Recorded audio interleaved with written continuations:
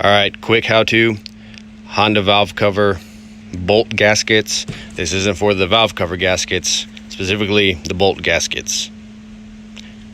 This particular valve cover is off of a 96 to 2000 Honda Civic EX D-Series. It has 1, 2, 3, 4, 5, and they look like this. This is what the bolts look like with the new gasket installed.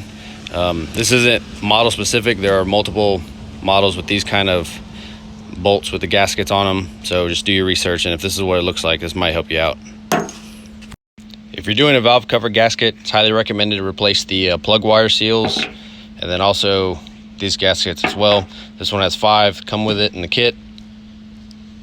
There's a few videos out there show using pliers and cutters, all kinds of stuff, leaving the old ones looking like this. Big pain in the ass, but this way you only need 3 things. Deep socket, this one's a 3/4 from Harbor Freight, razor blade or something sharp to cut with, and a rubber mallet.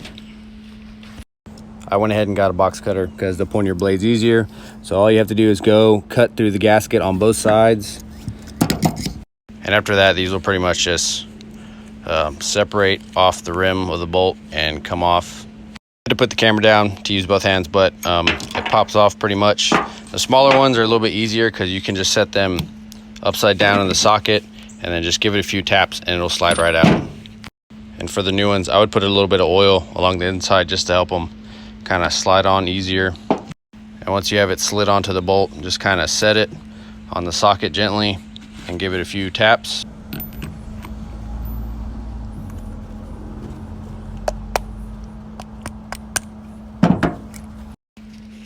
Ta-da, ready to go back in, brand new.